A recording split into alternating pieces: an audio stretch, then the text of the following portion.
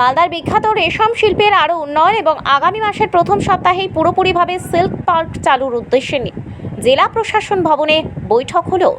বৃহস্পতিবারে সেই বৈঠকে উপস্থিত ছিলেন জেলা শাসক নিতিন সিংহানিয়া, সেরিকালচারের ডেপুটি ডিরেক্টর সুরজিৎ চৌধুরী সহ রেশম শিল্পের সঙ্গে যুক্ত বিভিন্ন দপ্তরের কর্মকর্তা ও রেশম শিল্পের সঙ্গে যুক্ত বিভিন্ন সংগঠনের কর্মকর্তারা।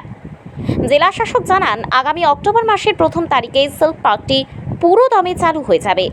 সেখানে রেশম শিল্পের সঙ্গে যুক্ত বহু মানুষ উপকৃত হবেন। রেশম শিল্প যাতে আরও উন্নত মানের করা যায় এবং কী করে সম্ভব, কী প্রয়োজন, সমস্ত বিষয় নিয়ে বৈঠকে আলোচনা হয়। বলছি স্যার, কী নিয়ে মিটিং হলো এবং কী কী বিষয় নিয়ে আলোচনা হলো? আজকে আমাদের সেরিকালচার ডিপার্টমেন্টের সব অফিসিয়ালসরা ছিলেন এবং যেহেতু মাননীয় মুখ্যমন্ত্রীর নির্দেশে সিল্ক পার্ক চালু হতে চলেছে, অলরেডি ওখানে যে প্লটসগুলো ছিল এবং স্টলসগুলো ছিল তার অ্যালটমেন্ট প্রসিজার কমপ্লিট হয়েছে। এখন ওনারা টাকা দিলেই আমরা শুরু করতে চলেছি।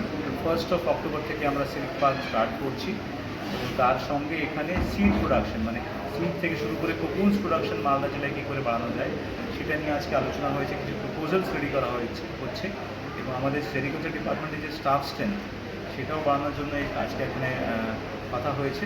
আমরা ডিপার্টমেন্টকে সেটা জানাবো এবং তার সাথে সাথে আরও বিভিন্ন অ্যাসপেক্টস, যে ইনস্ট্রুমেন্টস দেওয়া হয়, রিয়ারিং শেডস দেওয়া হয়, তার আজকে আলোচনা হয়েছে। কিছু নতুন এরিয়াজ সিল্কের জন্য যেখানে সিল্ক প্রোডাকশন হচ্ছে না মালদা জেলায়, তাদেরকে মোটিভেট করে আমরা কিছু ওয়ার্কশপস, ট্রেনিং প্রোগ্রামস প্ল্যান করেছি।